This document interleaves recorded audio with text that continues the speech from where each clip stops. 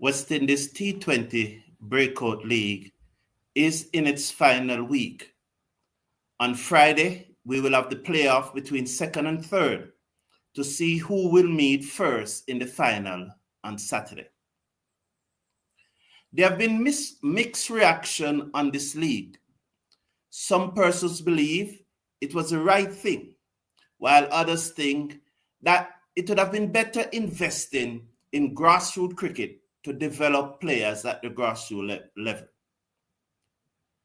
While one looks at persons like Warner from Australia, who first started playing T20 cricket for Australia before playing Test cricket, those are in the minority. And generally, a good Test cricketer is easier to evolve into a T20 cricketer than it is for a T20 cricketer to evolve into a Test cricketer. Hello, everyone. Welcome to the #1 cricket channel in the Caribbean. I thank you for being here, and I appreciate you joining us, and I look forward to your feedback. I'm not going to be here long this morning. I'm just going to take a look at the breakdown of the numbers in the T20 Breakout League. As usual, I will go with the top 5 batsmen and with the 5 bowlers. And then I will also have a word on Kevlon Anderson. Now, when we look at the numbers in the West Indies Breakout T20 League, and we look at the 5 top batsmen, we saw Kevlon Anderson from the Guyana Rainforest Rangers being the leading batsman in the tournament thus far with 158 runs. His average of 39.5 and a strike rate of 130. I will come to the KPI very shortly. Jayed Gooley of Trinidad and Tobago Legions, he has 127 runs. Joshua Da Silva is captain of 121 runs, and Navin Bidasi has 120 runs, the all-rounder. All 3 are from the Trinidad and Tobago Legions. Kofi James from the Leeward Islands Hurricane Thunders make up the top 5. 116 runs at an average of 29 at a strike rate of 148. Now, in T20 cricket, and I'm sure that you will agree with me, it is not only about the number of runs that you scored, but how fast you score those runs. For example, if you made 100 runs at a strike rate of 100, it means that you would have used up 100 deliveries, making that 100, leaving the rest of your teammate with only 20 deliveries to get a substantial portion total on the board. So, in T20 cricket, the runs are valuable, but it is also very valuable that you score them at a decent clip. In order to form a matrix around those 2 and to give us a better analysis, I come up with what you call the KPI. That's a key performance indicator. And it's a simple methodology that I use to come up with the KPI. I had the average to the strike rate, and so I get the KPI. So in Kevlon Anderson, you will see that he averages 39.5 with a strike rate of 130.58. When you add those 2 together, he gets 170.08 as his KPI. So although he is first on the batting chart scoring most runs, when you look at the top 5 batsmen in the tournament thus far, he is 4th in effectiveness when it comes to KPI. As you see, Jayed Gooley with a KPI of 93, average 63.5 with a strike rate of 129. And so with that KPI of 193, he's first on the chart when it comes to effectiveness in combining strike rate with average. So it's not only about the number of runs that you scored, but how fast you score them. In second position is Kofi James, who averaged 29 and a strike rate of 148. Navin Bedassi, you can see there, is in 5th position with 154.29. Joshua Da Silva, 173.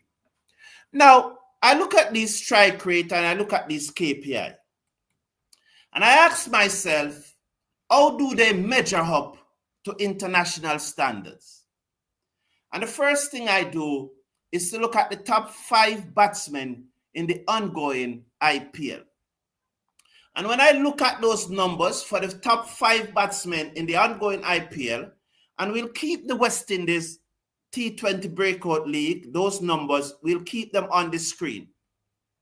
And so Virat Kohli scored 505 runs, and his KPI, that means when I add his strike rate to his average, it comes up to 205.58.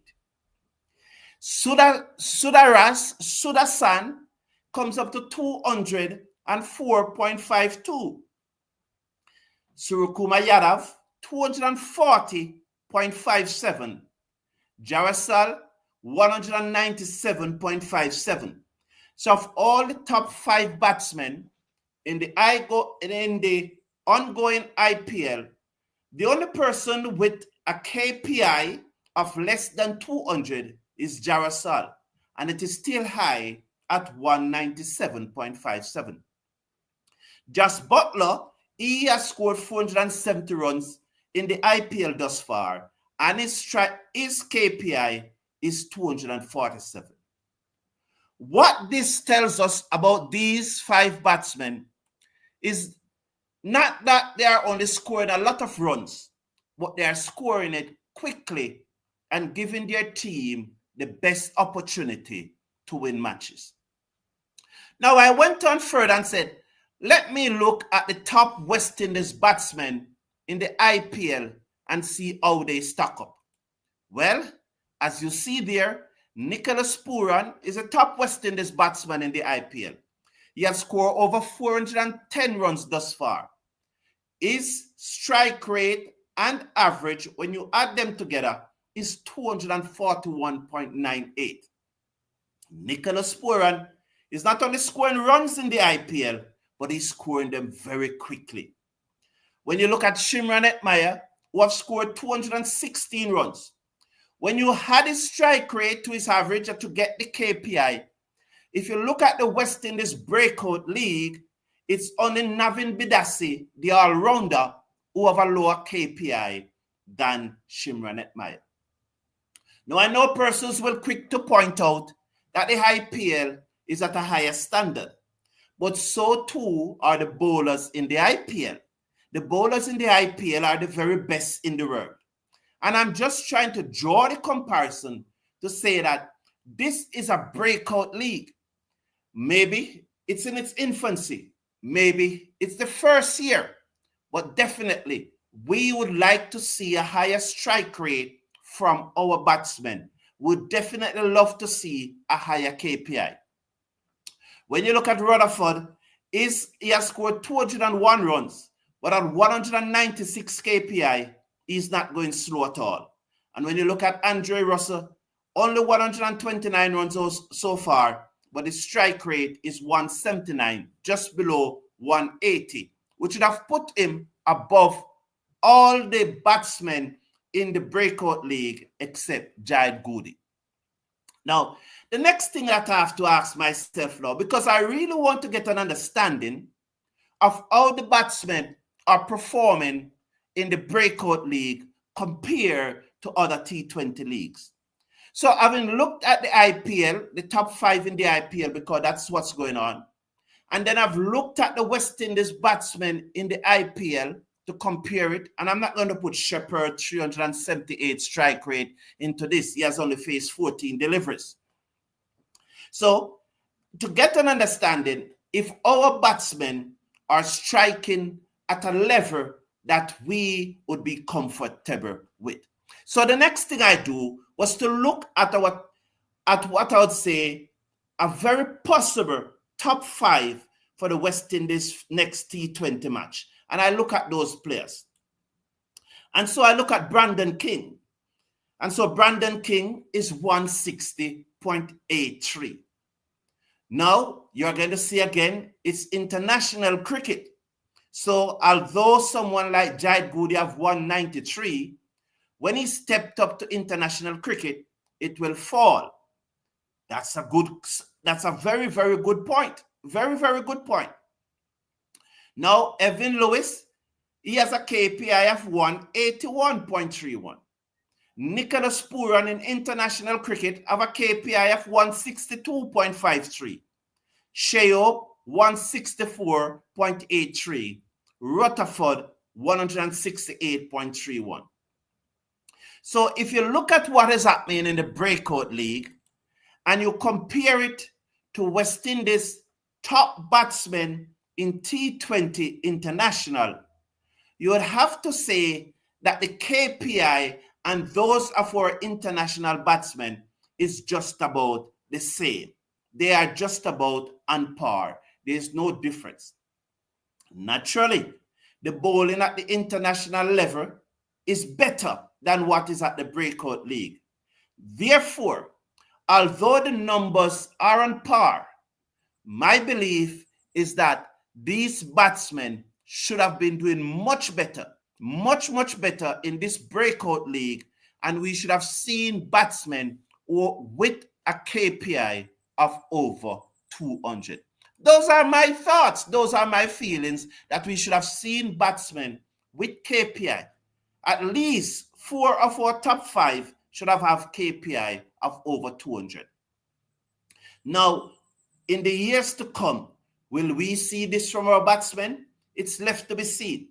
So I'm prepared. While I would have loved to see a number for batsmen with KPI over 200, I am prepared to be patient and see if there will be incremental improvement next year.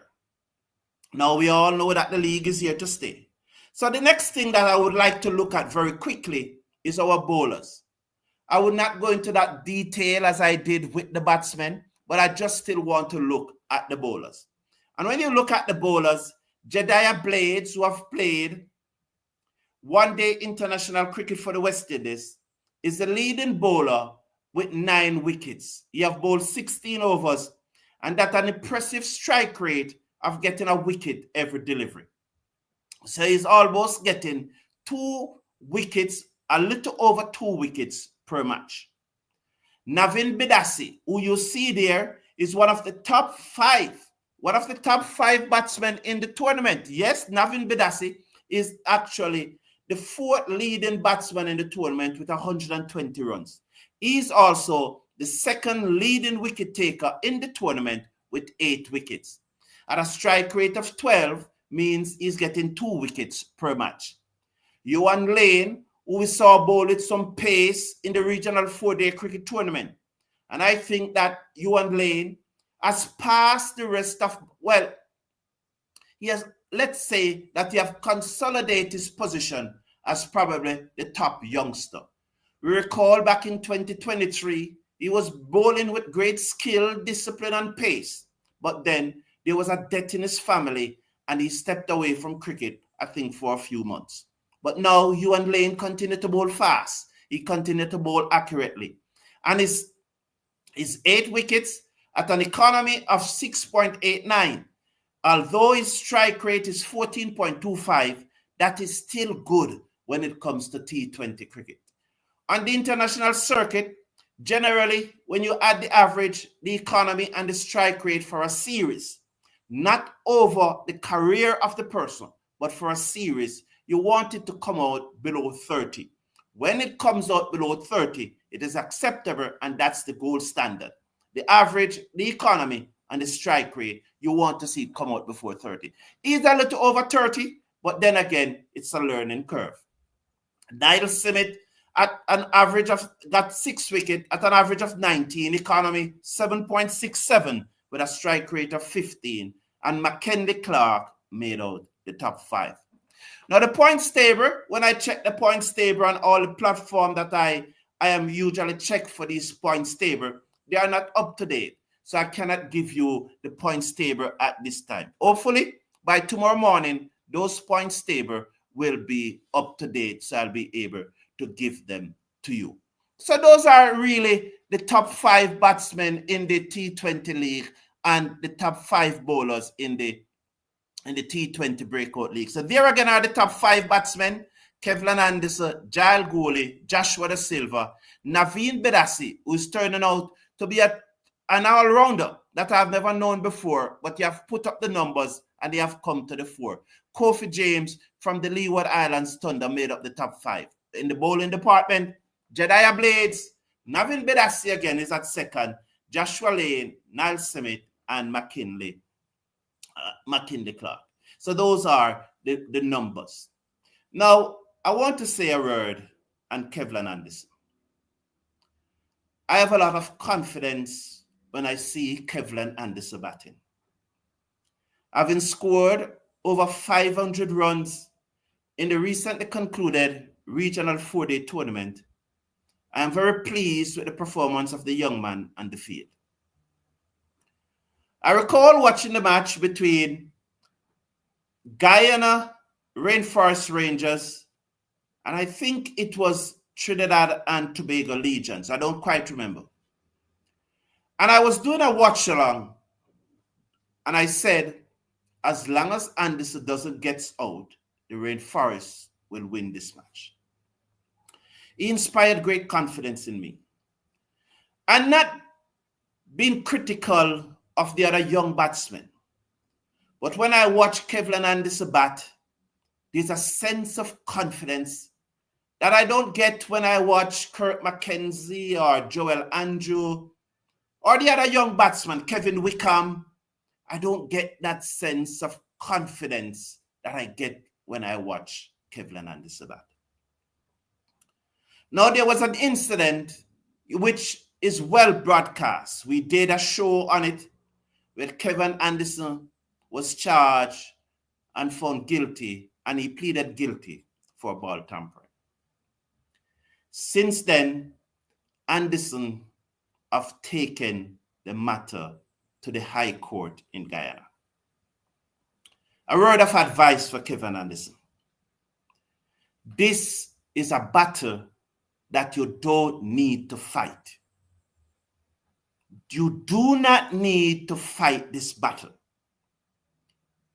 Veerasammy Permaul playing career in cricket is coming to an end. There are many other careers in cricket after your playing career comes to an end. So be careful. I'm very careful here to say his playing career. Kevlon Anderson should withdraw his case from the Guyana High Court. Let Veerasammy Permaul fight the battle. If Veerasammy Permaul fights the battle and win, CWI will automatically have to clear your name. You don't want to get caught up in it. If Veerasammy Permaul lost the case and you still convinced that you should go forward with it, then by all means go ahead. But I'm saying to Kevlon Anderson, if you know him, please pass on this message to him. Withdraw your case as a 24-year-old young man with your future ahead of you. And I'm sure you are looking forward not only to represent the West Indies, but as most cricketers are, all cricketers these days looking forward to, is to play in the T20 franchise circuit throughout the world and in the IPL. The owners of those teams, Kevlon, are looking at you. They are looking at you, and the idea of you taking the Cricket West Indies to court is not sitting well with them.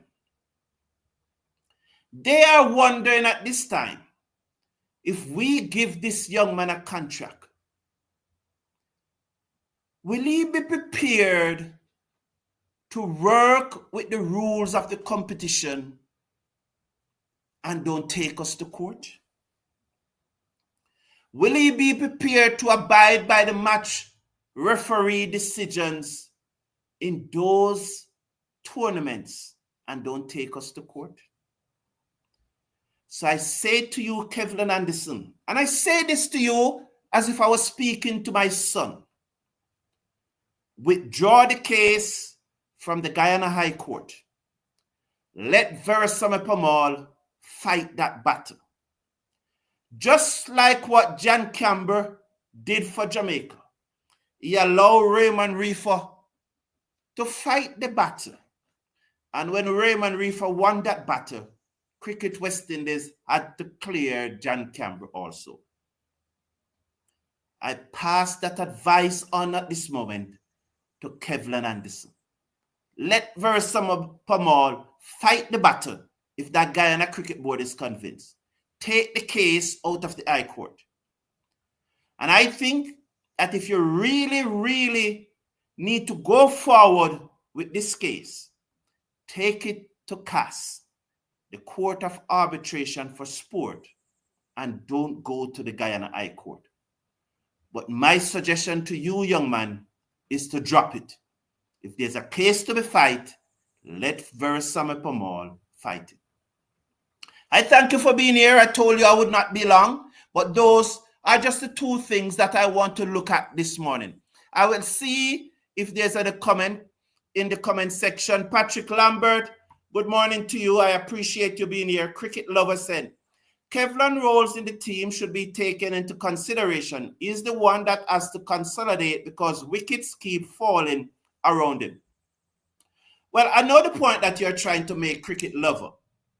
And so let me say this to you now. And that's why I show the other numbers from the other teams and show at the high standard. So whatsoever role you think that Kevlon Anderson should be playing,